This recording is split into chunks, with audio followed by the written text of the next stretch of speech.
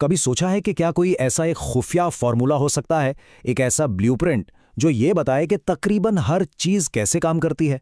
मतलब हमारे अपने दिमाग से लेकर इस पूरी कायनात तक। आज हम इसी एक बुनियादी आइडिया को समझने की कोशिश करेंगे जो आप देखेंगे हर जगह मौजूद है। तो चलें शुरुआत करते हैं एक सबसे हैरत अंगेज और सच पूछे तो पेचीदा सिस्टम से जो हम सबके पास है, हमारा अपना इंसानी दिमाग। ये दिमाग पता है कितनी पावर लेता है? सिर्फ 20 वॉट। जी हाँ, सिर्फ 20। यानी इतनी बिजली जिससे एक छोटा सा मध्यम सा बल्ब जलता है। और इस पर भी ये 24 घंटे बिना रुके काम करता रहता है।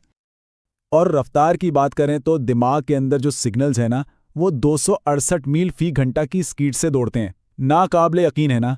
यही वजह है कि जब किसी गर्म चीज को हाथ लगता है तो हम फौरन पलक झपकते ही हाथ पीछे खींच लेते हैं। अच्छा, इसमें न्यूरॉन्स कितने हैं?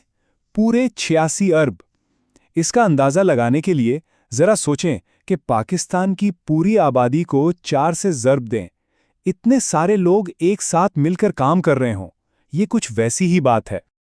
और ये काम कितना तेज करता है? एक सेकंड में 10 क्वाड्रिलियन यानी 1 करोड़ अरब कैलकुलेशंस।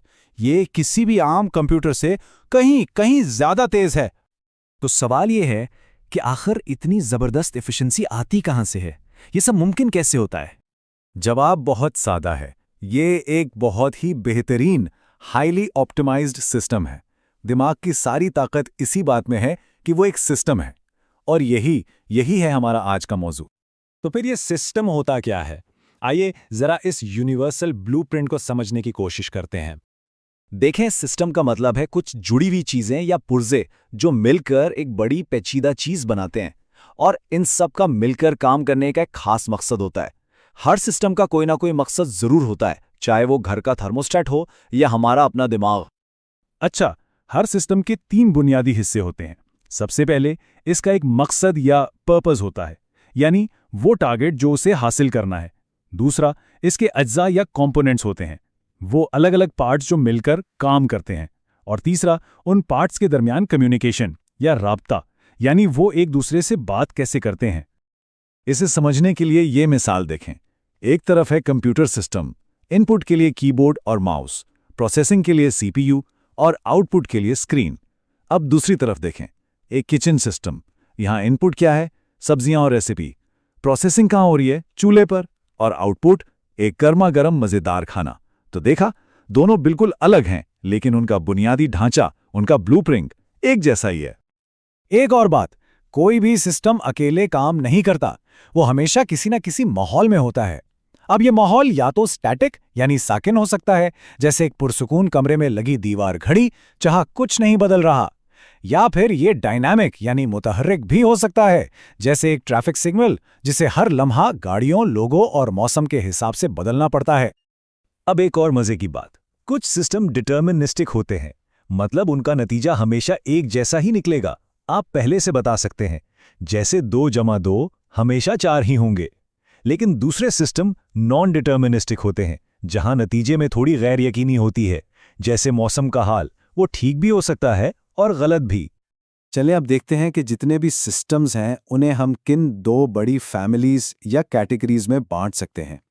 पहले हैं नेचुरल सिस्टम्स यानी कुदरती निज़ाम। ये वो हैं जो फितरत ने खुद बनाए हैं और फितरत के उसूलों पर ही चलते हैं।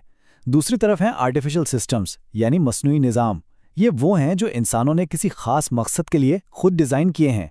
मिसाल के तौर पर एक कहकशा कुदरती सिस्टम है, जबकि एक कंप्यूटर एक मसनूई सिस्टम है।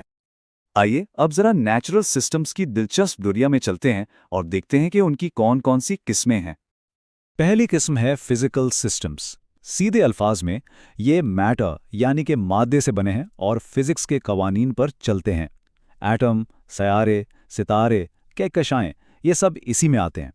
इसकी एक सादा सी मिसाल है पानी का दर्जा हरारत कम होने पर बर्फ बन जाना। ये एक फिजिकल सिस्टम है। दूसरी किस्म है केमिकल सिस्टम्स। यहाँ मुख्तलिफ चीजें आपस में रिएक्ट करके नई चीजें बनाती हैं, जैसे लोहे को जंग लगना या दूध का खराब होकर खट्टा हो जाना। अरे, खाना पकाना भी तो एक केमिकल सिस्टम ही है, जहाँ गर्मी और मसाले मिलकर बिल्कुल नए जायके बना देते हैं। फिर आते हैं बायोलॉजिकल सिस्टम्स यानी जिंदगी के निज़ाम। ये वो जिंदा सिस्टम्स हैं जो बढ़ते हैं, अपनी नस्ल आगे बढ़ाते हैं और इनमें मेटाबॉलिज्म होता है। पौधे, जानवर, बैक्टीरिया, यहाँ तक कि चींटियों की पूरी कॉलोनी, ये सब बायोलॉजिकल सिस्टम्स हैं। हमारा अपना जिस्म, जैसे मैदे का खाना हजम करना या दिल का खून पंप करना, ये सब इसी की मिसालें हैं। और ये बहुत दिलचस्प है कि हमारे एहसासात और ख्यालात भी एक सिस्टम ही हैं। इन्हें कहते हैं साइकोलॉजिकल सिस्टम्स। हमारा मूड जो बदलता रहता है जब हम कोई फैसला करते हैं या कुछ नया सीखते हैं, ये सब काम इसी नफ्सियाती निज़ाम का है। यानी किसी की तारीफ सुनकर खुशी महसूस होना, ये भी एक सिस्टम का ही नतीजा है।